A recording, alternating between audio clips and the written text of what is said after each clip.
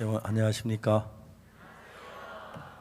다른 행사장에 가면 합창단이 합창을 부르고 딱 내려가면 섭섭한 표정을 지닌 내가 올라가면 섭섭해하는데 여러분들 같이 기뻐하고 박수해 너무 감사합니다. 대구 저희 아들이 여기서 태어났고 제 딸이 여기서 초등학교를 마쳤고 그랬습니다. 그래서 대구 정말 고향 같고 낯익은 도시인데 올 때마다 대구만이 느끼는 따뜻함, 아름다움 이렇게 좀 있습니다. 대구 사람 좀 고집세긴 하지만은 그 얘기는 안 해야 하는데 제가 했습니다. 참 좋습니다. 감사하고요. 이번에 얼마 동안 같이 이야기할 수 너무 좋습니다. 오늘도 요한복음 8장에 있는 말씀 읽겠습니다. 성경 말씀 요한복음 8장을 찾아주시기 바랍니다.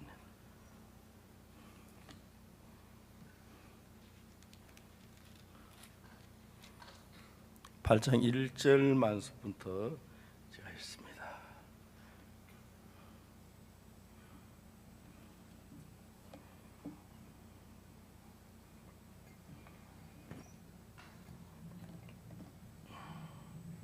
찾으셨으면 8장 1절부터 제가 읽습니다.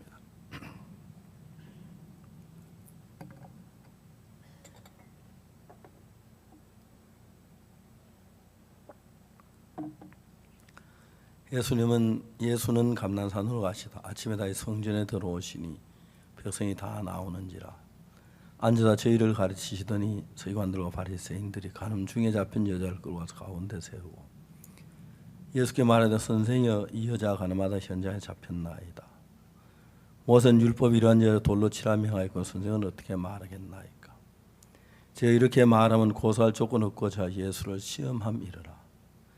예수께서 몸을 굽히사 손가락으로 땅에 쓰시니 저희가 묻기를 마지 아니한지라. 이에 일어나가라 사대 너희 중에 죄 없는 자가 먼저 돌로 치라 하시고 다시 몸을 굽히사 손가락으로 땅에 쓰시니 저희가 이 말씀을 듣고 양심의 가책을 받아 어른의 시작의 젊은이까지 하나씩 나가고 오직 예수와 그 가운데 서는 여자만 남았더라.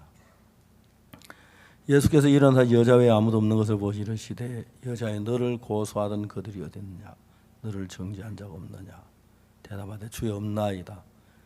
예수께서 가라사대 나도 너를 정죄하지 아니하노니 가서 다시는 죄를 범치 말라 하시니라. 여기까지 읽었습니다. 단에 올라오면 굉장히 바쁩니다. 성경도 펴야 하고 노트도 펴야 하고 그 다음에 시계도 몇 시부터인지 시간도 재야 하고 또 물도 마셔야 하고.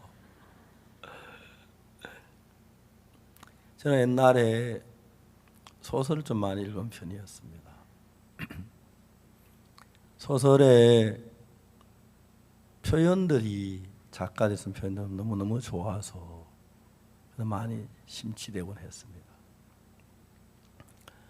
제가 읽은 소설가 재밌는 것들이 참 많았지만은 러시아 소설가 돌스토옙스키가 쓴 죄와벌이라는 책을 참 즐겁게 읽었습니다. 라스콜니코프라고 하는 주인공이 전남부의 노파를 죽이죠. 우리 형사 풀피리에게 쫓기는 그런 이제 장면들이 나오는데 그 작가가 그를 얼마나 마음에 끌도 그래서 제가 꼭 풀피리에게 쫓기는 같은 그런 감정을 가지고 책을 읽었습니다. 너무너무 재미가 있어서 단숨에 2번을 단숨에 읽었습니다. 세 번째는 재미있는 대목만 골라서 읽었습니다. 세 번은 더 못 읽겠더라고요. 너무너무 재미가 있었는데 제가 가진 성경은 한 1800페이지쯤 되는데 수십 번을 읽었습니다. 읽어도 늘 새로운 거예요. 오늘 읽은 요한복음 8장 1절 11절 이야기는 거의 제가 다 외우다시피 하는데 하도 성경을 읽고 많이 설교를 하기 때문에 많은 성경 거의 다 외우는 편입니다. 예수님께서 감난산으로 가시고 아침 일찍 성전에 들어오시는데 서기관들과 바리새인들이 가는 중에 잡힌 여자를 끌고 왔어요. 오늘 읽은 내용입니다. 그리고 서기관들이 예수님께 묻습니다. 선생님 이 여자가 가늠하다 현장에 잡혔습니다. 모세는 율법이 이런 여자 돌로 치라 명하였거니와 선생은 어떻게 말하겠나이까. 모세는 이러한 여자를 돌로 치라 명하였거니와 선생은 어떻게 말하겠나이까. 만일에 여러분이 그 가늠한 여자라고 하면 그때 예수님의 입에서 나오는 말씀이 어떤 말씀에 그게 온 관심을 기울였을 겁니다. 그렇죠? 돌로 치라 하느냐, 그게 자기 생명이 왔다 갔다 하니까요. 여러분 가운데서 간음은 하지 않았는지 모르겠지만, 도둑질을 하지 않았는지 모르겠지만, 여러분들도 세상에 죄를 짓지 않은 사람 한 분도 없기 때문에 언젠가 하나님의 심판 앞에 선다면 간음한 여자와 같은 그런 위치에 이런 마음이 있었는지 모릅니다. 그런데 여러분, 우리가 그 간음한 여자가 돼서 그 여자가 예수님 앞에 끌려왔습니다. 서기관들 바리새인들이 말하면 선생님, 이 여자가 간음하다 현장에 잡혔습니다. 모세는 이러한 여자를 돌로 치라 명하였거니와 선생은 어떻게 말하겠나이까. 그래 말했을 때 여자는 무슨 생각을 했겠습니까? 과연 예수님 뭐라고 말씀하실 것인가? 돌로 쳐 죽이라 그럴 것인가? 살리라 할 것인가? 그런 마음이 전부 예수님 입술에 집중했겠지. 그렇죠? 그런데 그 여자에게 예수님이 돌로 치지 말라 하시지 아니하고 뭐라고 말씀하시냐면, 예수님 손가락으로 땅에 글씨를 쓰신 뒤에 일어나서 너희 중에 죄 없는 자가 먼저 이 자를 돌로 치라고 그랬습니다. 그 이야기를 들을 때 여자 마음에 어떻게 저런 대답을 다 하실 수 있을까? 그러면 과연 이 사람들이 죄 없는 사람이 있을까? 나를 돌로 칠 사람이 있을까? 보니까 한 사람 한 사람 양심의 가책을 받습니다. 자기도 죄를 지었지만 여자 죄를 가지고 돌로 치려 자기가 부끄러워졌습니다. 그래서 돌을 놓고 하나하나 물러가기 시작했습니다. 여러분, 그때 그 여자 마음에 야, 물러가네, 돌을 놓네, 저 돌이 나를 향해 날아와야 하는데 그냥 땅바닥에 떨어져 있네, 사람들 물러가네, 5명 남았네, 2명 남았네, 1명 다 물러갔네, 내가 이제 살았네. 말할 수 없는 감사, 기쁨, 그 죽음에 벗어난 그 평안이 마음에 올 것입니다. 사람들은 성경을 그냥 읽습니다. 그러나 성경을 읽어보면 이 성경 이야기가 처음에는 그냥 예수님이 문둥병자를 고치시고 눈먼 소인을 고치시고 그렇게 이제 기록이 되어 있습니다. 어느 날 내가 성경 읽다 보니까 예수님 만난 눈먼 소경, 그 사람은 소경이 아니라 내가 마음에 새긴 소경이었네. 성경을 읽어 내려가면서 저도 소경이 눈을 뜨는 것처럼 성경에 숨겨진 하나님의 약속의 비밀이 하나씩 보여지기 시작하는 거예요. 이 소경은 나를 가르치는 이야기였구나. 간음한 여자가 죄를 범한 나에 대한 이야기였구나. 이제 그게 정확히 깨달아지면 나같이 더러운 인간인데 예수님이 나를 저주를 받고 멸망을 받아야 할 그 여자를 살려주신 것처럼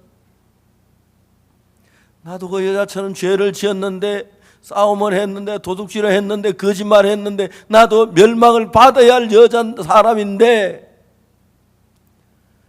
가늠한 여자를 보고 내가 정죄하지 않는다고 하셨다면 예수님께서 나에게도 그렇게 말씀하시겠구나. 그리고 성경을 넘겨보면 그 이야기가 가늠한 여자에게만 하는 이야기가 아니라 나에게도 예수님이 그렇게 이야기하셨다는 사실을 성경에서 발견합니다. 나 같은 죄인이 용서함 받아서 주 앞에 옳은 사람 됨을, 그 옳은 사람이란 말이 의인이 됐다, 죄를 다시다, 그런 뜻입니다. 나 같은 사람이 용서함 받아서. 저는 처음에 성경을 읽을 때 성경이 너무 재미가 없었습니다. 그 성경을 읽다가 보니까 내가 죄인인 것이 발견됐습니다. 나도 벌벌 어겨서 십계명을 보니까 내 앞에 다른 신을 두지 말라, 너를 위해 우상을 만들지 말라, 하나님 너희 아버지 이름을 망령되이 일컬지 말라, 안식일을 기하여 그날을 거룩하게 지키라, 내 부모를 공경하라, 살인하지 말라, 간음하지 말라, 도둑질하지 말라, 거짓 증거하지 말라, 탐내지 마라. 10가지 계명이 있었습니다. 저는 군대에서 통신사로서 모로스 부호병이었는데요, 통신교육부대 제가 근무를 하고 졸업하고 그 부대 고시과에 제가 앉아서 근무를 했어요. 주로 하는 일이 교육생들 시험을 치르고 채점을 하고, 이제 그 문제를 출제하는 건 장교님들이 하는 건데 대부분 장교님 기자 바쁘니까 우리 이렇게 막 출제하지, 그런 일들을 했어요. 출제할 때 어떻게 출제하냐면은 매주에 수백 명이 졸업하기 때문에 매주 토요일 날, 그러니까 금요일 저녁은 등급분류 1등, 2등, 3등 등수를 매겨야 해요. 그러니까 이제 출제를 할 때 어떤 식으로 출제를 하냐면 채점하기 좋은 위주로 출제를 해요. 그러니까 이제 뭐 선택가나다, 선택가다가 나다가 이제 이런 식으로 딱 외워버리니까 출제하기 편하고, 줄 거는 것도 짝짝 XXX 하든지 아니면 짝짝짝짝 하든지 그래가지고 한눈에 딱 볼 때 틀린 걸 딱 한눈에 보면서 붉은 잉크 물 달아가지고 막 빼놓지, 그렇게 채점을 해요. 거의 교육생들은 점수를 생각하고 저희들 출제위원들은 채점하기 편리하게 출제를 해요. 그래서 OX 문제도 OXX, OXX, OXX 그래야 채점하기가 좋고요. 안 그러면 어떤 문제는 OOOX, OOX 이렇게 이제 해서, 그래서 저들이 그 출제일지 답안지를 보고 하는 다 외워버리고요. 그냥 붉은 잉크에다 펜을 치면 그냥 채점하기 편해요. 채점한 사람은 그렇게 출제를 합니다. 그러나 여러분, 그 교육생들은 죄송합니다, 혹시 학교 교사들 출제 이래 할까 겁나는데 그러지 마십시오. 저희는 매주 토요일 날 출제 그 채점을 해요. 거의 밤새워 가면서. 그래 등급 분류를 하고 총점 평균 점수 내고 그러기 때문에 고시과 하는 그 일이에요. 그렇기 때문에 그 사람들은 출제하는 그거 상관없이 내가 점수가 얼마 나와서 1등에서 5등까지 무조건 자기 원한 충지를 가니까 거기에 굉장히 관심이 많아요. 그리고 제가 이제 그 시험을 치러 들어가면 그 교육생들, 제가 고시과 직원인 걸 알아요. 그냥 후반 가고 싶어서 점수를 위해서 저한테 굉장히 많이 잘하려고 애를 써요. 그렇다고 제가 봐주는 건 아니에요. 규정상 봐주면 안 돼. 점수를 뭐 제가 올리라 그러면 그 답안지 틀린 거 지우개를 지워가지고 다시 좋은 정답 해가지고 1등 만들면 얼마든지 후반 갈 수 있는데 전 그렇게는 하진 않았어요. 착하게 살았어요. 딴 데모는. 그러니까 이제 사람들이 채점자가 보는 관점, 출제자가 보는 관점, 학생들이 보는 교수님 보는 다 달라요. 똑같은 인생을 살아도 구두닦이가 보는 눈하고 옷장사가 보는 눈이 달라요. 구두닦이는 신발 보지 옷에 별로 관심이 없습니다. 똑같이 물건을 팔아도 다 달라요. 생각들이. 그래서 사람들의 생각이 굉장히 복잡해요. 그런데 이제 우리가 인생을 논할 때는 그 복잡한 사람의 생각의 세계에서 공통된 점을 찾아내는 거예요. 마인드 교육을 이제 저희들이 시작할 때 그렇게 시작했어요. 제가 교도소에서 한 10년 가까이 중범자들을 가르쳤어요. 그들이 죄를 지은 이야기를 쭉 들어봐요. 죄를 지은 이야기를 들어보면은 죄가 어디서 시작된? 마음에서 시작돼요. 마음에서. 그렇기 때문에 여러분 마음의 가짐이 죄를 범하고 안 범하는 굉장히 큰 영향을 줘요.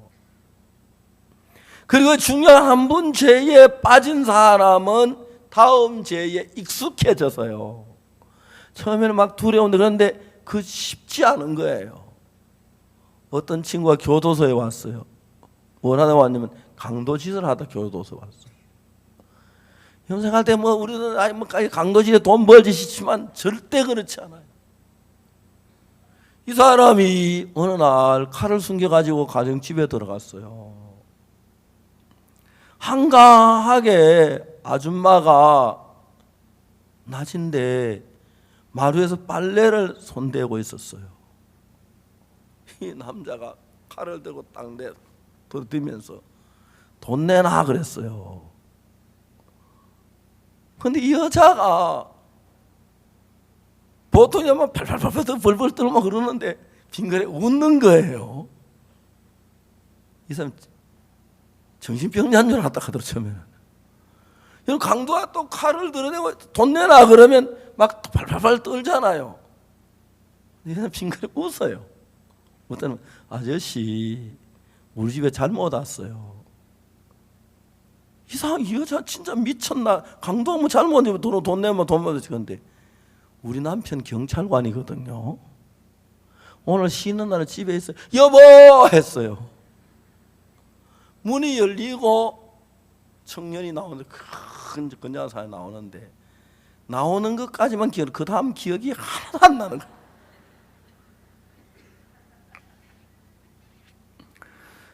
어떻게 되는지 한번 나중에 정신을 깨어나서 보니까 경찰서 유치장에 있는데 얼마나 터졌는지 몸이 내 몸이 아닌 것 같이 아팠다 하더라고요.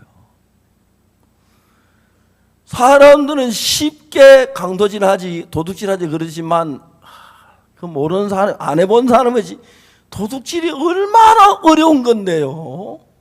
강도질이 얼마나 어려운 건데요.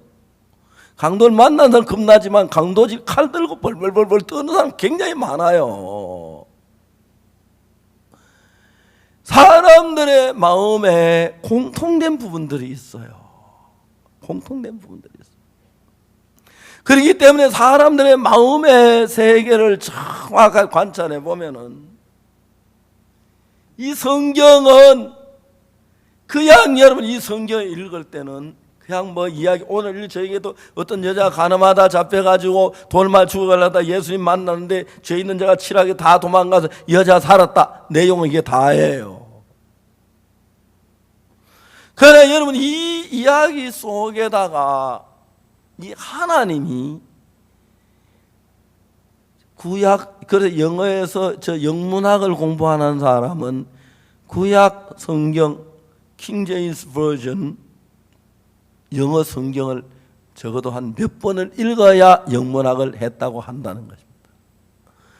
세상에 있는 이야기 속에서 가장 깊이가 있고 의미가 있고 정확하게 이야기하는 성경책이에요.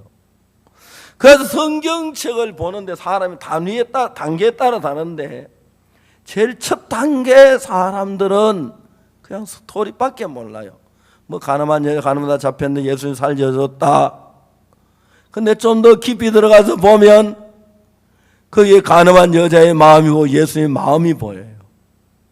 그래서 좀 더 깊이 들어가서 보면 거기 나오는 이야기 하나하나가 왜 그렇게 했는지 그게 보여요. 그 다음에 들어가서 보면 그 다음에 하나님이 우리를 사랑하는 인간의 사는 사랑을 그 이야기에서 구석구석에 담았어요.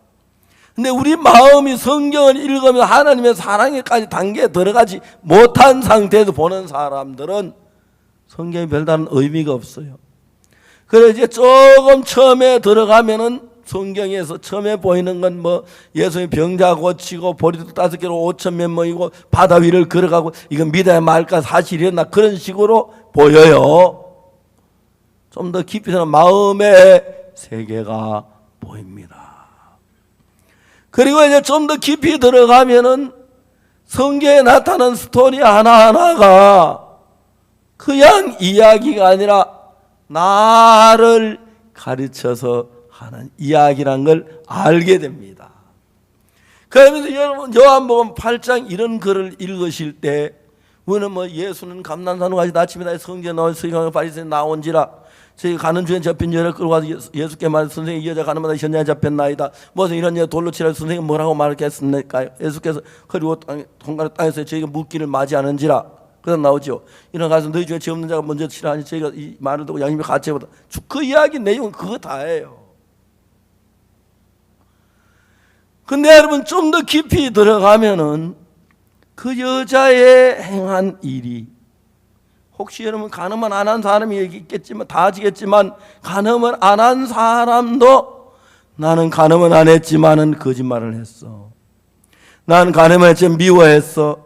난 미워는 안 했지만 도둑질을 했어. 남을 헐뜯었어. 비난했어. 이런 죄들이 생각나는데 자세히 보면 그 여자가 죄를 지어서 심판대 앞에 선 것처럼 나도 심판대 앞에 서는데 심판의 법은 돌로 때려 죽이란 그 법인 거예요. 만일 여러분 이 여자에게 예수님이 안 계셨더라면 그냥 돌에 맞아 죽었을 겁니다. 근데 서기관들 바리새인들이 이 여자를 예수님께 끌고 왔습니다.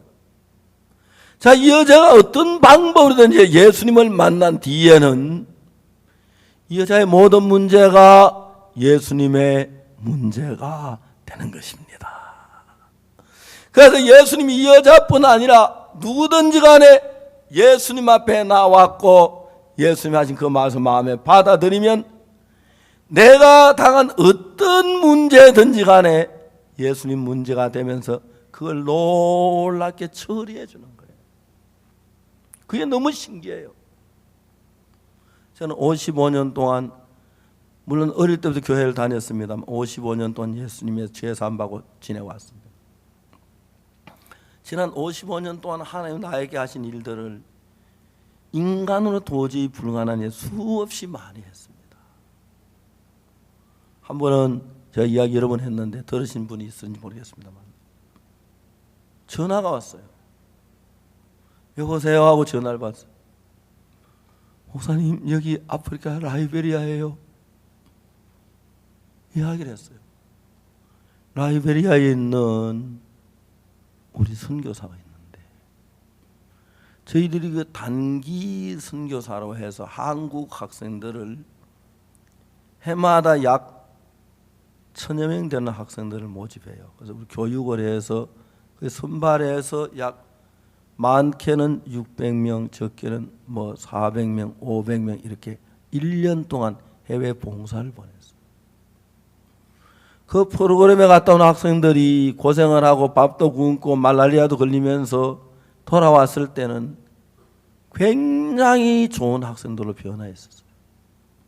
그래서 이런 프로그램이 저희도 한국에서만 하는 것이 아니라 다른 나라에서도 저희 IYF 지부에서 해서 미국의 학생들 또 아프리카 학생들이 그 단기 학생교사로 와서 아프리카 학생들은 미국이나 러시아나 뭐 한국이나 이런 데로 오고 또 한국 학생들은 그쪽으로 가고 이제 막 그 전 세계 가서 1년 수많은 학생들이 나와서 봉사를 해요. 근데 아프리카 라이베리아에 갔는 최요한이라는 학생이 있었는데 어느 날 밤에 자는데 밤에 한밤중 한 12시 넘는데 갑자기 누가 바늘을 꽉 찌르는 걸 느꼈어요. 하고 잠이 깼어요. 분명히 누가 바늘을 찔러 아무것도 없는 거예요. 잠은 미치겠는데 막. 그냥 이러면 그냥 잤어요. 잠이 들었어요. 그러던 아침에 그 학생이 잠이 깼어요. 야, 어제 저녁에 자는데 누가 내 바늘을 찔러? 네가 그랬니? 왜 내가 자도 형 발을 찔러? 형 혹시 그거 정갈 아니야? 야, 웃기지 마. 방에 무슨 정갈이 있어? 아프리카산 정갈은 쏘이면 거의 죽어요. 굉장히 독해요. 이 학생이 그러고 있는데 오후쯤 돼서 갑자기 학생이 쓰러져서 아주 튼튼한 학생인데 오줌을 싸고 똥을 싸고 몸이 뻣뻣하게 굳고 혀가 말리고 죽어가는 거예요. 커피차를 태워서 병원에 갔는데 의사가 딱 한눈에 보더니 정갈에 쏘인 아이라고. 의사 막 소리치고 왜 이제 데려왔느냐. 정갈에 쏘이면 그때 바로 와도 살까 죽을까 말까인데 정갈도 온몸에 다 퍼졌다. 죽는다고. 데리고 나가라고. 다음 병원에 그렇게 하고 세 번째 병원에 갔는데 똑같이 했는데 사정원에서 병원에서 이제 링거 주사 맞고 이제 좀 돕고 있었어요. 그 학생이 잠시 숨이 멎었어. 의사들이 다시 심폐소생술을 해가지고 맥이 뛰긴 뛰는데 문제는 그 혈압이 툭툭툭툭 떨어지는 거예요. 의사 쳐다보니 죽었다. 그러니까 이제 라이베리아에 지역장이 지부장 되는 선교사님이 너무 놀란 거예요. 저한테 전화를 했어요. 막 울면 목사님 최요한이 가요. 제가 최요한이를 알아요. 그 아이는 미국 달라스 사는 학생인데 그 집에 가서 한번 잠도 잔 적이 있고 음식도 먹은 적이 있었어요. 그 부모님도 잘 알고 달라스 그랬어요. 최요한이요. 최요한이가 죽어가고 있어요. 목사. 왜 그랬는데 천간에서 쭉 이야기를 하는 내가 봐도 최요한이 죽는 게 틀림이 없어요. 그런데 여러분 참 중요한 것은 암 환자는 어떤 중환병에 걸린 사람들 마음에서 병을 이기는 가장 큰 작용하는 게 마음입니다. 대부분의 사람은 암이 걸리면 자기 죽는다고 생각이 들어요. 그러면 자기 마음이 죽어버리면 다 죽어요. 병을 이기 거의 불가능해요. 그러나 마음에 암에 걸렸던 병은 소망을 가지고 믿음을 가지면 전혀 달라요. 죽는 경우도 아주 다른 환자 전혀 달라요. 저는 마음의 세계를 아는 사람이고 마음으로 사람을 보는 그런 삶을 사니까 제가 지부장한테 말했어요. 내가 최요한이하고 전화 통화할 수 있어요. 그분이 전화기를 들고 요한아 박 목사님이야 연결했어요. 요한아 너 내 목소리 들려? 최요한은 저 잘 알아요. 저도 요한을 알고. 네 목사님 내가 수말리 떨어진데 비행기를 타고 논스톱으로 가도 15시간은 걸려야 가는 거리예요.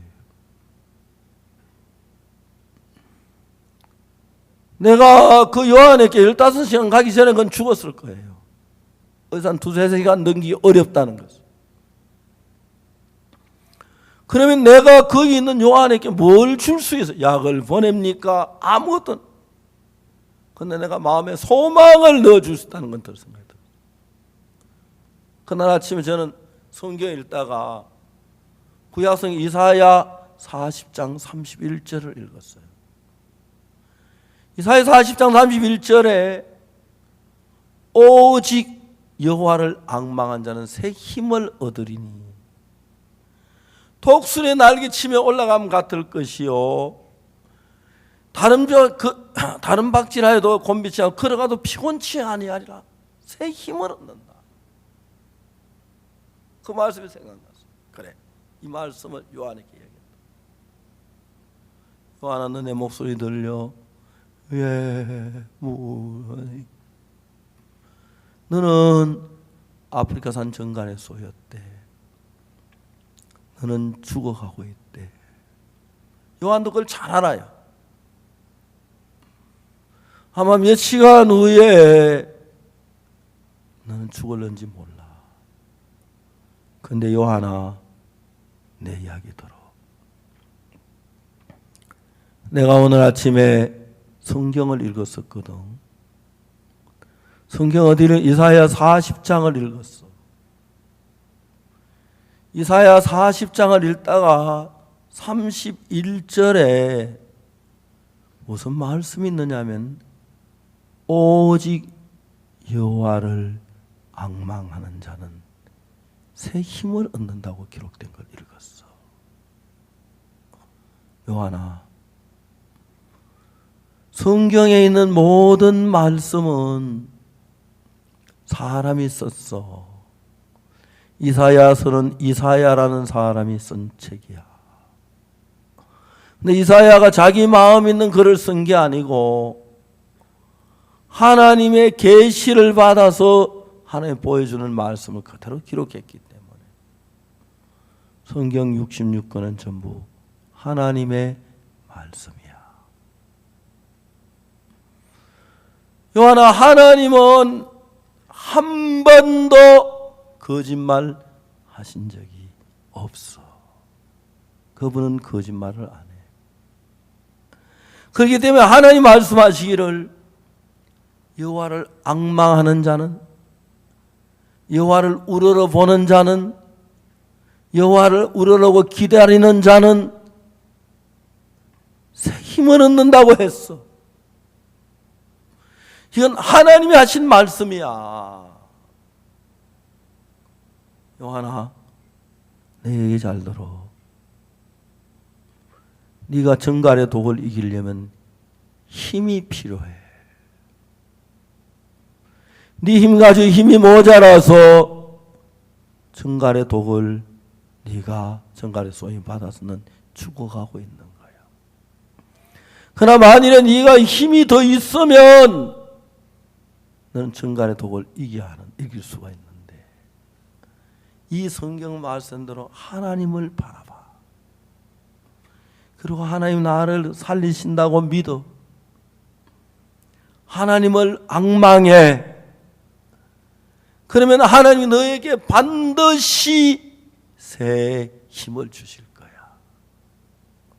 그럼 너는 전갈의 독을 얼마든지 이기고 남아. 왜냐하면 하나님 너에게 힘을 주실 때 하나님 네 형편을 알고 계시고 하나님 너를 사랑하시기 때문에 네가 전갈의 독을 이길 만한 힘을 주시면 다른 사람은 다 죽어도 너는 안 죽어. 전갈의 독 그 아무것도 아니야. 제가 국제전화 그때 뭐 요즘처럼 카카오톡 없고 해서 비쌀 때라서 길게 한 15분 동안 이야기를 하고 요한아 빨리 일어나라. 전화 끊는다. 예, 목사님 전화를 끊었어요. 그 뒤에 어떤 일이 일어난 요한이가 자기가 죽는다는 생각을 가졌을 때 하고 다시 살 수 있다는 마음이 있을 때하고 마음 자체가 다른 겁니다. 그래서 하나님을 바라보고 하나님의 은혜를 구하시. 하나님, 제가 하나님을 앙망합니다. 제가 하나님을 바라봅니다. 이젠 다른 방법 하나도 없고 저는 죽을 수밖에 없는 사람인 걸 아니까 하나님 내 영혼을 주님 손에 맡기면 하나님을 바라봤어요. 그러면 혼자 성경 말씀을 기하고 여호와를 앙망하는 새 힘을 걸으면서 있다가 잠이 들었어요. 최요한이가 코를 드릉드릉 골면서 잠이 들었다고. 그래서 밤이 깊어졌어요. 밤이 아주 깊어져서 모든 사람이 잠이 잘 깊었는데 병실을 지키는 간호사가 병실을 둘러보다가 문득 최요한이 그 모니터를 보게 됐어요. 그런데 혈압이 톡 이렇게 혈압이 맥이 뛸 때는 푹 이렇게 올라 EKG 그 이제 모니터에 나타나는데 혈압이 푹 떨어지다 올라가기 시작한 거예요. 이제 그 증갈의 독이 온몸에 퍼졌기 때문에 이 환자는 심장이 마비가 되고 죽어야 하는데 혈압이 올라간다는 건 인류 역사상 증갈에 쏘인 학생들의 그런 일이 있을 수 없는 일들인데 혈압이 올라가고 있는 거예요. 간호사가 깜짝 놀랐어요. 의사 선생님이 막 소리를 지르고 의사 선생님이 기적이 일어나서 이 환자 혈압이 다시 올라가고 있어요.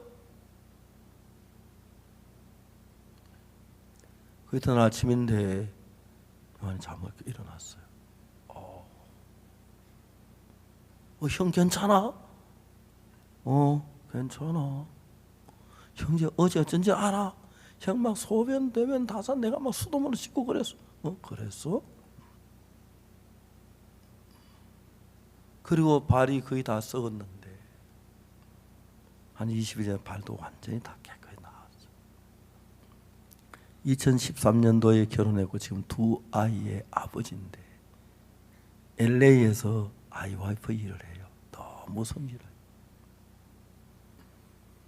자기 나는 교회에 가서 간증을 했어요. 나는 그때 죽었었습니다. 첫 번째 숨이 멎었었고 두 번째 심장 그런데 하나님을 바라본 하나님이 도우셨습니다. 저는 이런 이야기들이 그냥 최요한이의 이야기만이 아니라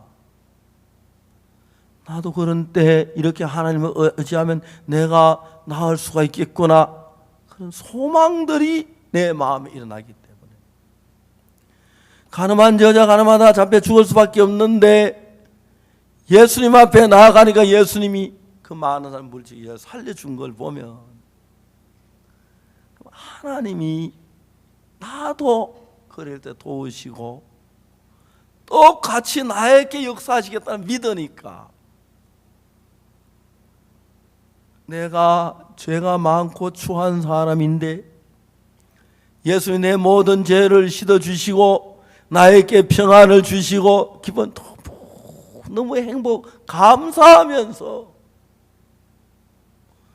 분명히 가늠한 여자는 돌에 맞아 죽어야 하는데 예수님을 만나지 않는 그 여자는 돌에 맞아 죽고 그 돌무더기에 쌓였을 텐데 그 여자 예수님에 나오면서 예수님이 그를 깨끗하게 살려서 안전하게 돌려보낼 때 그 여자 마음에 얼마나 감사한 마음이 넘치겠습니까? 신앙의 세계를 하는 분들이 교회에 나가 신앙생활을 하는데 사람들마다 똑같은 성경을 읽어도 보이는 관점이 다 달라요.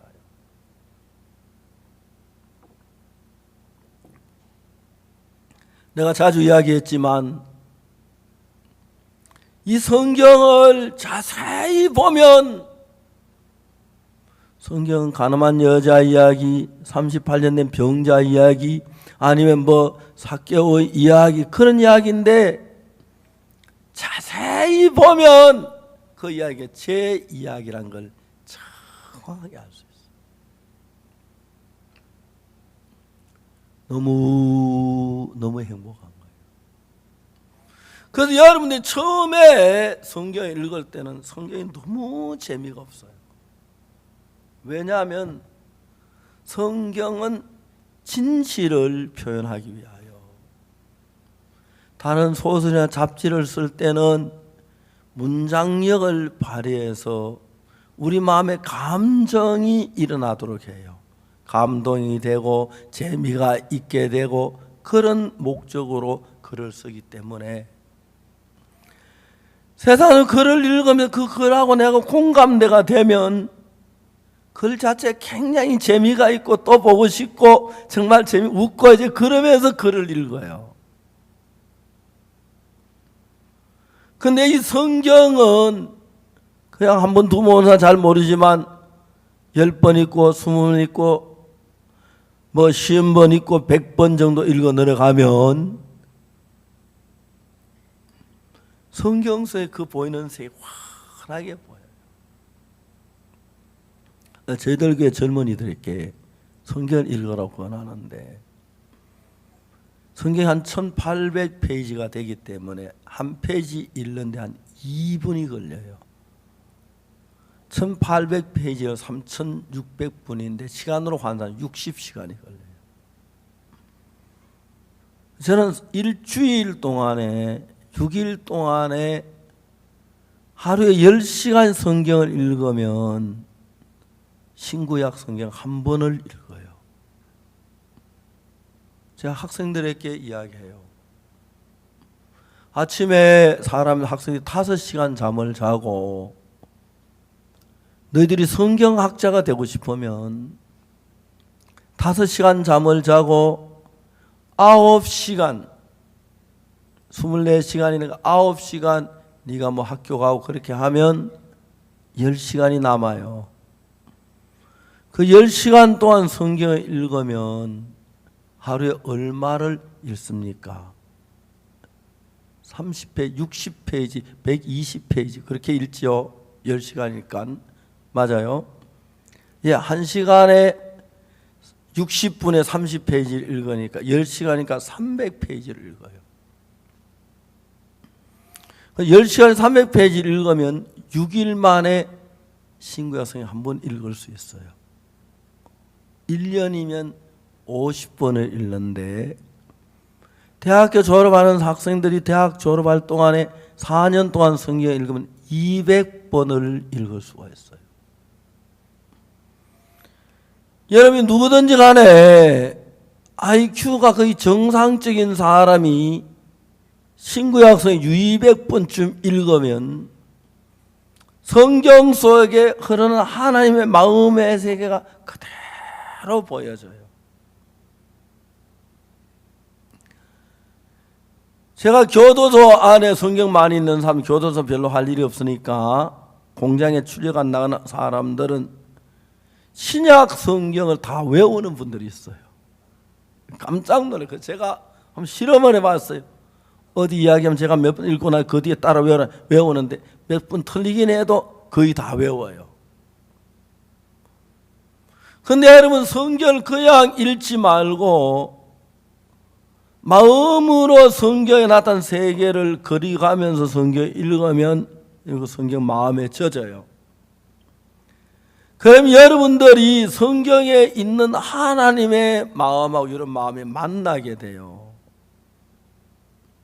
여러분 이런 집회를 하는 것은 저라는 박옥수 목사라는 사람이 지금까지 수없이 성경을 읽는 동안 성경 안에 하나님의 마음을 발견해서 그 마음을 여러분들에게 전달하는 거예요. 이해가십니까?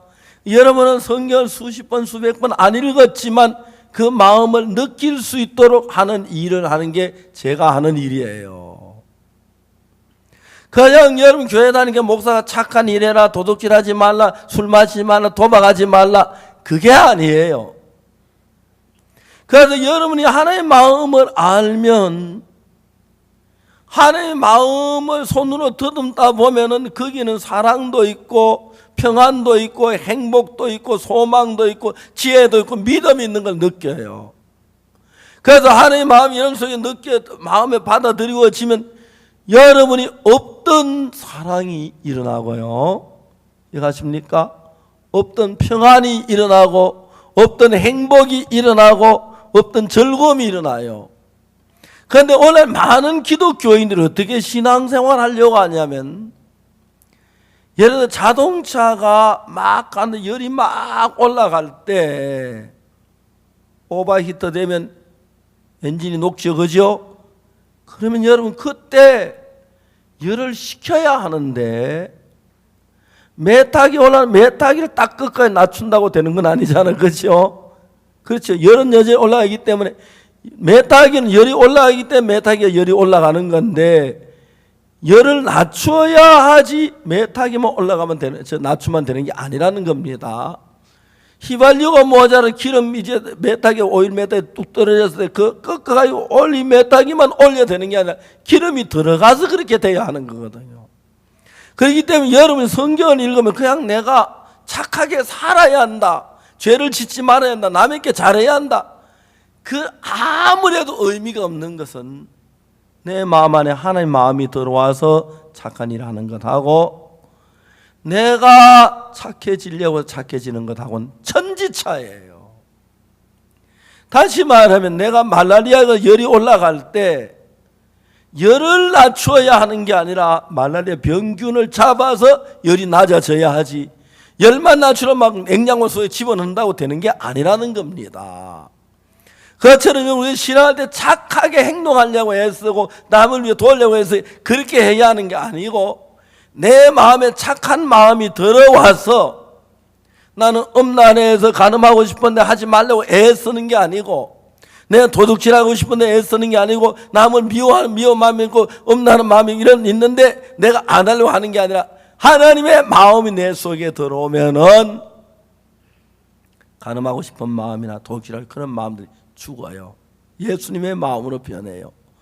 그렇게 되면 자연스럽게 선한 삶을 사는데 오늘 대부분의 기독교인들 속에 악한 마음 있는 걸 그대로 두고 착하게 살려고 하니까 막 그런데 기도하고 성경을 그게 안 되니까 며칠 하다 안 되고 에이 난 안 되는가 보다 그렇게 돼 가는 거예요.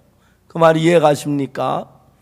그렇기 때문에 성경을 읽어가보면 처음에 어떤 정세가 일어나냐면은 제일 처음에 성경을 읽으면 성경에 재미있는 스토리만 알게 돼요. 제가 여러분 얘기했어요. 다윗이 골리앗 죽이는 너무 통쾌하지 그지요? 그 큰 거인이 넘어지는 이야기. 그런 재미있는 이야기 스토리만 알고 재미있어 해요. 그런데 그 단계 조금 더 성경 속에 깊이 들어가면은 율법이란 게 보여요. 율법은 BC 1491년에 이스라엘 백성이 이집트에 나올 때, 물론 성경 연도가 안 나오면 저희들이 컴퓨터로 연구해가지고 그 연도를 계산해서 율법이 이 땅에 내려온 것이 BC 1491년, 약 예수님이 오시기 1500년 전에 이스라엘이 이집트에서 나올 때 이집트의 그 시나이 반도에 시나이 산이 있어. 시내산이라고 그러지 성경에. 거기 왔을 때 하나님이 모세에게 십계명 돌판 2개를 주어서 거기다가 십계명을 기록한 법을 주었어요. 그래서 모세가 시내산 꼭대기에서 십계명 2개 돌판을 가지고 와서 법이 이제 이스라엘 백성 율법 아래 메인 바 된 거예요. 그런데 여러분 중요한 것은 사람들이 성경을 읽을 때 처음에는 뭐 재밌는 이야기, 주일학교 학생들 이야기 그런 걸로 다시 골리앗 죽이고 뭐 예수님 보리 뜯다 5,000명을 먹이고 이제 그런 재밌는 이야기를 읽어요. 남아요. 그 다음에 이제 여러분 율법이 보이면 여러분 마음에도 교회에 나가지면 죄인이 되는 거예요. 간음하지 말라, 살인하지 말라, 도둑질하지 말라, 거짓 증거하지 말라, 탐내지 말라.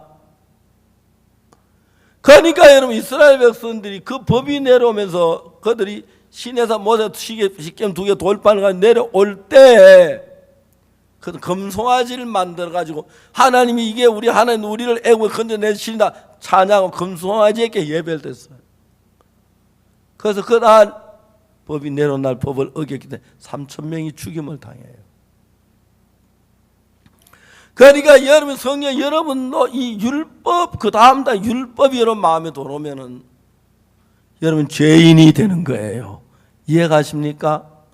그래서 오늘 교회 다니는 사람들 상당히 많은 사람이 율법 단계에 오면 죄 때문에 고통해서 어떤 교회는 새벽마다 모여 죄 때문에 우는 사람들이 있어요.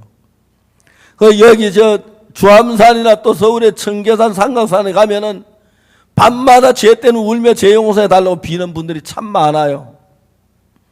그 사람은 지금 율법 아래 매인 바 된 사람이에요. 그래서 여러분, 교회가 그 단계에 있을 때 많은 사람 죄인이 되고 막 찬송을 불러도 막 그 죄 용서해 달라고 빌고 그런 이제 노래를 불러요. 그런데 이제 성경을 좀 더 깊이 들어가면 그 다음 단계는 어떤 단계냐면은 예수님의 십자가가 보이면서 내가 죄소에 깊이 빠지는 아이였는데 예수님이 십자가에 못 박혀 죽어도 우리 모든 죄를 위해 죽으셨으니까 죽음으로 우리 죄가 사해졌고, 그러니까 죄 사함이 되는 그 세계가 보여요.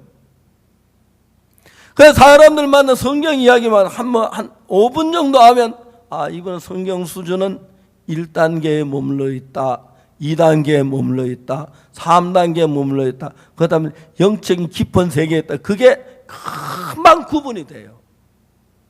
아마 지금 여러분들 가운데서도 성경 안에 가면 목사님 설교가 재미있네, 참 좋네, 웃음네 그러면서 재미있게 나간 사람이 있고, 그 다음 단계 율법이 나면 내가 죄가 많네, 내가 11절 안 했어, 주의를 안 지켰어, 거짓말을 했어, 음란한 마음을 품었어, 내가 도둑질을 했어, 이거 어떡하지, 죄 속에 헤매는 그 단계가 돼요. 그 다음 단계에 들어가면은 예수님의 십자가가 보여요. 그 십자가의 피가 내 죄를 사했다는 마음이 들어요. 오늘 제 얘기는 가늠한 여자가 있죠. 가늠한 여자 앞에 돌에 맞아 죽을 수밖에 없어요, 이 여자는. 그래서 분명히 돌에 맞아 죽어야 하는데 예수님을 만나 사는 거예요. 그럼 그 여자가 돌아갈 때 어떤 마음을 가졌습니까? 야, 예수님 너무 고맙다. 내 간음에서 살려주면 다시 다음에 간음 신나게 해도 되겠구나. 그런 마음 갖겠습니까? 아니죠. 왜요? 마음에 감사가 넘치기 때문에. 예배당 오는 게 행복하고 즐거워요. 말씀 듣는 게 너무너무 기뻐요. 기도해도 내 마음에 감사가 넘치고 헌금을 해도 아깝지가 않아요. 그리고 내가 주님의 봉사해도 남이 나를 욕해도 나 옛날 더러운 사람, 나 재산 받는 그러면 기뻐. 그때부터 사람들이 굉장히 예수님하고 마음이 연결돼요. 그럼 예수님 안에 있는 평안이, 예수님 안에 있는 사랑이, 예수님 안에 지혜가, 예수님 안에 있는 능력이 내 속에 오면서 삶이 너무너무 달라지고 밝아지고 긍정적이고 행복한 사람으로 변하는 거예요. 그런데 여러분이 잘 모르면, 여러분 인도하는 목사님 잘 모르면 죄인인 위치에 머물러 그 다음 단계를 넘어가지면서 그 안에서 10년, 20년을 보내는 사람들이 많아요. 그런 사람은 예수 왜 믿냐면 제사 받고 천국 가려고 믿는다고 말은 하는데 10년이 지나도 죄인이고 20년이 지나도 죄인이고 30년이 지나도 50년 만에 죽을 때도 죄인 된 상태에서 죽어요. 왜? 그 다음 단계 십자가 피로 내 죄가 사했다는 이론으로 알지 마음에 안 믿어지면 마음에서 죄에서 해방을 받을 수가 없어요. 그래 만일 여러분들 예수님의 십자가의 피로 못 박이신 그 십자가를 바라보면서 그 십자가의 피가 내 죄를 사했다는 그 마음의 믿음이 여러분들의 그 말씀이 여러분 마음에 깨달아지면 죄에서 참 자유롭다. 그럼 내가 무슨 일을 해도 감사하고 겸손해져요. 내가 이렇게 사는 건 주의 은혜야. 예수님이 십자가에서 내 모든 죄를 사주셨어. 그러니까 제가 해외 다니면서 대통령을 만나서 어떻게 죄사하면 그 이야기를 해요. 그 얘기 듣고 믿은 분들은 대통령이 아니고 친구 같아지고요. 그렇게 가까워지요. 서로 고마워지고 따뜻해져요. 남자고 여자고 달라요. 뭐 상관없이 정말 그들이 행복해지는 거예요. 저는 제가 목사가 된 걸 정말 감사하게 생각하는 것이, 저는 전 세계에 다니는 많은 사람들에게 그냥 예수 믿는 뭐 술 마시지 마라, 담배 피우지 마라, 뭐 그 마약하지 말라, 도박하지 말라, 뭐 그런 이야기 하지 않아요. 왜냐하면 가늠한 자는 가늠하지 말라고 하는 것 알아요. 알아도 험난한 마음이는 안 할 수가 없어요. 그러니까 그 마음에서 우리가 벗어나려면 마음에 싸움이 있는데, 가늠하고 싶은 마음, 마약하고 싶은 마음, 도박하고 싶은 마음, 게임하고 싶은 마음이 일어날 때 나는 하기 싫어도 나는 안 하려고 하는데 자꾸 그 마음에 끌려가는 건 내 그 힘을 못 이기는데, 만일에 여러분 마음 안에 하나님 이 사랑이 여러분 속에 있고 제사를 받은 믿음이 있고 예수님이 계시면 여러분 다른 사람은 변하는 게 아니라 정말 그 마음을 이길 수가 있어요. 제가 1980년대에 영천에 있는 한 나환자촌의 목사님이 저를 찾아오셨어요. 목사님, 우리 교회 와서 집회를 한번 해 주십시오 그랬어요. 우리 나환자 교회입니다. 그럽시다. 그래서 이제 달력을 꺼내고 날을 잡으니까 12월 중순쯤 됐어요. 크리스마스 전에요. 그런데 이제 목사님 그때 꼭 오셔야 합니다. 예, 가지요. 목사님 사실을 얘기했어요. 사실은 가을에 우리가 어느 군목 한 분을 초대해서 집회하기로 했습니다. 집회 일주일 앞두고 목사님 전화 왔는데 바쁜 일이 있어서 집회 못 간다고 전화했어요. 그래서 안 오셨습니다. 우리 교회 성도들이 전부 분노했습니다. 목사가 바쁘긴 뭐 바빠? 집회보다 급한 게 뭐가 있어? 우리가 나환자니까 꺼려서 그렇지, 나환자는 하나님 말씀 들을 자격도 없나? 하고 소리 지르 막 교회에 소동이 일어나요. 그 목사님이 저를 보고 뭐라서 말하자면, 박 목사님까지 안 오시면 우리 교회는 하나님 오면 큰 실망할 겁니다. 제가 할게요. 어서 꼭 다짐을 하고 싶어요. 내가 하늘이 두 쪽이 나도 할게요. 약속을 했어요. 그래도 목사님이 안심이 안 되는지 식사하러 가자고 그러더라고요. 확실히 못 박으려고 식사되지 말라고. 그 당시 제가 되고 있어요. 그때 그 당시 참 제가 경제적으로 어려웠었어요.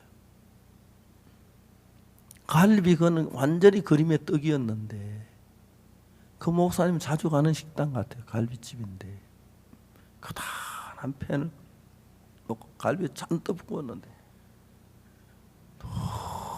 너무 맛있었어요. 저는 먹는 거 정말 좋아해요.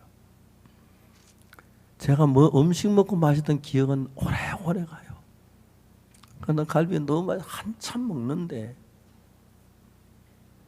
목사님은 제가 너무 기뻐요. 박 목사님, 우리 교회는 말이요. 그래서 막 이야기를 하시는데 침이 튀는 거예요. 죄송합니다. 이런 얘기해서 용서하고 들으십시오. 이분이 나 환자라는 생각을 하니까 침이 튀는 걸 보니 갈비에 뜨는 거. 갈비 맛이 싹 사라져 버려요. 뭐 여러분 안 그러시면 뭐 저는 그랬어요. 자꾸 도저히 그 갈비를 먹을 수 없었어요. 침들 내 앞에다가 그리고 뒤집어 다시 구워가지고 한 두 토막 먹고,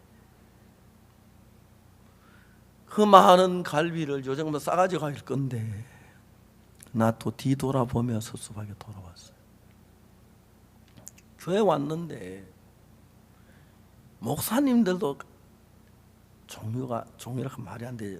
성격이 다양한데 우리 교회 약간 싱그부리한 목사님 한 분이 있어요. 저를 보고 박 목사님, 예, 나 혼자 촌에 가신다며요. 예, 조심해야 돼요. 왜요? 하니까 나 혼자한테 실험해봐요. 고름이 흐른 손가락에 달걀 삶아 까가지고 주면 먹으라 줄 거예요. 그럼 잡술래 안 잡술래? 제가 막 뭐라 그랬어요. 쓸데없는 소리 하고 있다. 무슨 그런 일이 있으려고 탁 해서 아무 말 못하고 지나갔어요. 집회가 한 3일 남았는데 아주 이런 새벽에 제가 잠이 깼어요. 대구 있을 때. 대구 대명동 2130번지. 진짜 고름 묻은 손으로 달걀 까줄까? 죄송합니다. 그럼 먹어야 할까 말아야 할까? 그거 하면 잠은 어떻게 자지? 밥은 어떻게 먹지? 막 너무 궁금했어요. 같이 자자 그러면 뭐라고 할까? 같이 먹자면 어떡할까? 그런 생각을 했어요. 그러다 교회에 갔어요. 예배당 앞에 가서 무릎을 꿇고 하는 기도를 했어요. 기도를 하는데 성경 말씀 한 구절이 떠올랐어요. 마가복음에서 예수께서 베다니 문둥이 시몬의 집에 식사하러 가셨을 때에 깜짝 놀랐어요. 그 존귀하신 예수님, 그 거룩하신 예수님, 그 귀하신 예수님이 나 혼자 집에 식사하러 가셨는데 나같이 천한 인간이 뭔데 주저하랴. 그날 내가 나 혼자 집에 가 손에 막 끓이는 마음이 싹 사라졌어요. 또 무슨 생각이 드냐면 나 환자가 따로 나도 나병 걸려 나 환자인데 뭐. 옛날엔 다른 사람 생각했는데. 그래서 제가 나 환자 초원에 갔는데 그때 집회가 너무 좋아서 만사님 제사 한 번. 그래서 그 해 제가 7개의 나 환자 초원 교회에서 집회를 했어요. 근데 내 마음에 끓이는 마음이 다 사라져 버리는 거예요. 내가 예수의 마음을 더듬어 보니까 예수의 마음이 내 마음에 임하니까 나 환자들 같이 먹고 같이 자고 그랬어요. 목욕도 같이 하고 막 그랬어요. 얼마 전에 나 환자들이 저를 보고 이상하게 보더니 나도 나 환자일 줄 알더라고요. 목사님 이제 솔직히 얘기해서 괜찮아요. 뭘 이렇게 목사님 나 환자 맞죠? 아직 아닌데 3년 지난 뒤에 얘기해 주게 3년 뒤에 나병 생기고 안다며요. 내가 그렇게 말았어. 지금 나 환자는 거 보니 그때 나 환자 아닌 것 같아. 하나님께서 나는 원래 나 환자를 끓이는 마음인데 내가 나 환자 전에 가서 말씀을 그런 마음 다 사라지는 거예요. 저는 비행기를 참 많이 타요. 옛날엔 제가 LA에서 서울까지 막 지쳐가지고 대전까지 내려가는 그래 막 그렇게 힘들게 죽기보다 싫었어요. 파라과이 같은 데서 비행기 오면은 파라과이 상파울로까지 4시간, 상파울로 LA까지 13시간, LA 서울까지 13시간. 거의 막 한 30시간 비행기를 타요. 내가 하나님의 은혜를 입고 심장이 좋아진 그날부터 비행기 타는 왜 피곤한지 이해가 안 가요. 지난번 잠비아에서 LA 가는데 24시간 딱 24시간 비행기를 탔어요. 비행기 타면 콜라 마시고 뭐 자고 싶으면 자고 영화 보고 영화 보고 책 읽고 책 읽고 글 쓰고 글 쓰고 사람들이 깜짝깜짝 놀래요. 제 나이가 많지만 제가 하나님하고 마음을 같이 하는데 내가 볼 때는 털 죄를 짓고 제가 죄 지은 거 잘 알아요. 아주 못됐어요. 어릴 때 지금도 그거 한번 해보고 싶어요. 밀이 막 노릇노릇 익어갈 때 나무 집에 살살기 밀을 요만큼 베요. 그래가지고 들어가 막 서너시 산 꼭대기로 올라가요. 산 꼴짝에도 꼭대기 가서 거기서 불을 피워놓고 그 위에 올려놓으면 밀이 잘 구워요. 그걸 막 피워가 뭐 얼굴이 새카매요. 근데 그게 그렇게 맛있어요. 그거 요즘 한번 먹어보고 싶어요. 진짜 안 먹은 지 몇십 년 됐는데. 저 어릴 때 진짜 나쁜 집이에요. 그래 또 전 도둑인데 착한 도둑이었어요. 왜냐하면 참외밭 서리 갈 때 한 사람 막 그냥 밟고 저는 절대 순 안 밟으려고 이렇게 발로 더듬어가지고 꼭 순 없는데 밟고 다른 사람 참외 먹으면 맛 아니고 그거 버리고 저는 그냥 냄새 맡아 익은 것만 딱 그래가지고 딱 2개만 따고 양심적으로 나와요. 그러니까 얼마나 착한 도둑이에요. 그러니까 제가 도둑질해 놓고도 저는 착하다고 생각을 했다니까요. 웃기죠. 예수님이 내 마음 안에 들어오신 뒤에 내가 가질 수 없는 마음을 가지고 성경을 볼 때 내 눈에 보이지 않던 새로운 영적 세계가 보이고, 여기는 하나님의 마음이 보이고 내 마음이 보이니까 하나님하고 마음을 같이 할 수가 있었어요. 그때도 내가 무슨 일을 하든지 하나님 나를 돕는 거예요. 그래서 저는 여러분들 그냥 교회 다니라는 얘기가 아닙니다. 착한 일을 하는 얘기가 아닙니다. 도둑질하지 말거나 간음하지 말고 도박하지 마야하지 그 이야기가 아니고, 성경에 있는 이 성경에 일단 예수의 마음이 발견되면 여러분 그 예수님하고 마음을 같이 하면은 예수님의 마음이 여러분 속에 흘러 들어옵니다. 이해가십니까? 그 여러분 아무리 불안한 가운데 예수님의 평안이 내게 들어오고, 여러분 아무리 사랑하는 못 인정한 사람 예수의 사랑이 되면 사랑하는 사람이 되고, 예수님은 내 소망이 생기고 기쁨이 생겨요. 그리고 예수님의 지혜가 생기기 때문에 똑같은 성경 다른 사람 눈에 안 보이는 세계가 보이기 때문에, 어떤 사람이 교회를 열심히 다니도 죄인이라고 죄를 못 삼아 울고 있는데, 어떤 사람이 성경 예수님 마음을 본 예수님 내 죄 다 씻었는데 마음에 평안이 있고 기쁨이 있으면서 예수님 마음이 들으면 그때 내가 나환 자를 봐도 가난한 사람 봐도 더러운 사람을 봐도 내 마음 자체가 예수님의 마음으로 변해가는 거예요. 지금도 제가 예수님 마음을 따라 아직 멀었지만 내가 나를 봐도 참 많이 예수님 가까워져서 옛날 내가 아닌 나를 보고 자주 난 생각합니다. 난 옛날에 이런 마음이 없었는데, 난 옛날에 이런 생각을 안 했는데, 난 옛날에 정말 이런 얘기 못 했는데, 옛날에 정말 나 이런 거 싫어했는데, 내가 변해가는 걸 보고 그 내 삶 모두가 하나님으로 인해서 행복해지고 복되는 걸 보는 거예요. 그래서 여러분 그냥 신앙을 보는 건 착한 일 하면 될 줄 착한 일 하려고 애쓰고 정말 남을 위해 희생하려고 애쓰고 그게 아니고, 예수님의 마음이든 마음 중심에서 남을 위해 주고 싶고, 마음 중심에 악이 싫고, 마음 중심에서 더러운 게 싫고, 예수님 마음이 들어오기 때문에 평화롭고, 남을 이해하고, 아내는 남편을 이해하고 따르고, 남편은 아내를 사랑하는데 하라고 해서 내가 아내 사랑해야지 해서 되는 게 아니고 예수님에 되어지는 것입니다. 최연이라는 학생이 정갈했어요. 다 죽어갈 때 예수님의 마음이 그 속에 들어가면서, 최요한이라는 학생은 정갈의 독을 못 이겨 예수님이 이길 수 있으니까 예수님의 마음이 그 속에서 정갈의 독을 이겨 살아난 거예요. 사람의 피 속에 똑같은 피같이 보여도 독사에 한번 물렸다 산 사람은 독사 독에 대한 면역이 있어요.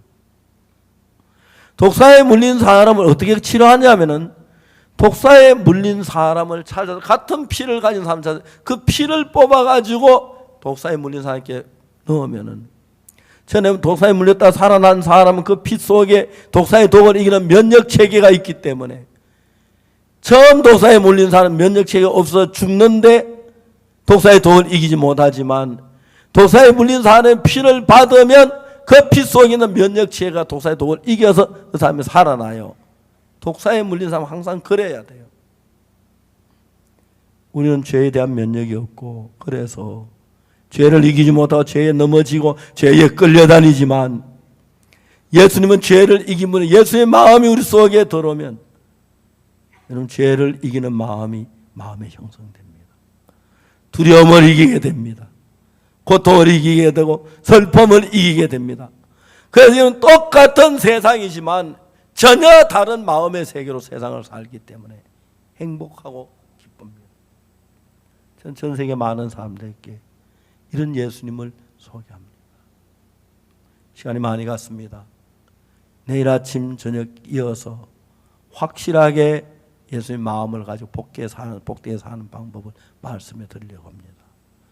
여러분 정말 행복했으면 좋겠고, 여러분 속에는 슬픔이나 두려움이나 고통을 이겼으면 좋겠고, 여러분 속에 절망이나 아픔을 이기고 밝은 빛 가운데서, 독사의 독이 왔지만 이기면 아무 문제가 안 되고요, 정갈의 독이 무섭지만 이기면 아무 문제가 안 되듯이 슬픔이나 고통이나 괴로움이나 낙심을 여러분 집에 찾아와 여러분이 이기면 아무 문제가 안 됩니다. 여러분 못 이겨도 예수님의 마음은 이기니까 예수님 마음과 이런 마음이 하나가 되면 복된 삶이 될 줄 믿는 것입니다.